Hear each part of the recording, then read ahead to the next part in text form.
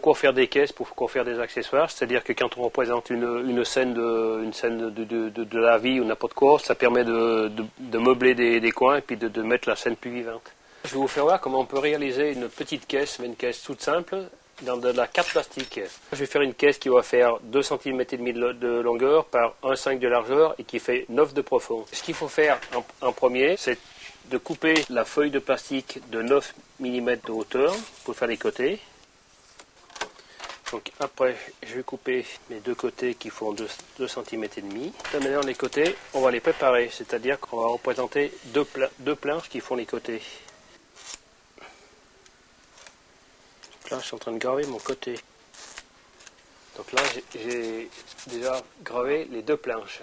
Maintenant, je vais y graver qui imite les nervures du bois. Là, j'ai déjà fait mes deux côtés. Maintenant, on va faire le fond. On va couper un morceau de 2,5 par 1,5. Là, je suis en train de couper le fond de ma caisse. Par le même principe, on va graver pour imiter les morceaux de planche, les nervures. Maintenant, ce qu'il faut, c'est la coller. Alors, j'utilise toujours la cyanolite parce que c'est la prise rapide.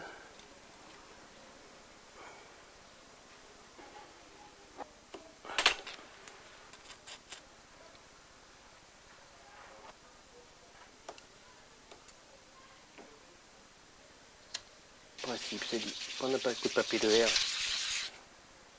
On va faire les petites poignées.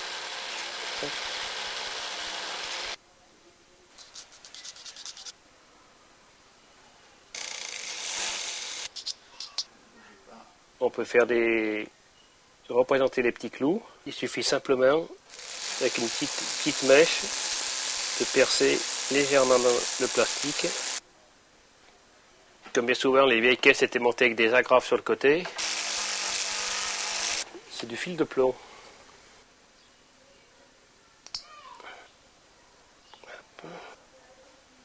On va représenter du charbon. C'est des morceaux de plastique qui sont coupés, qui sont pilés. Le charbon, pour le fixer, tu verses un peu des gouttes de cyanure dessus et ça te le fixe dedans. Après, ce qu'il y a, c'est que je fais toujours mon système d'une couche d'après-gris. Et après, pour la peindre, c'est de la peinture maquette. Et après, fini à la peinture à l'huile. Après.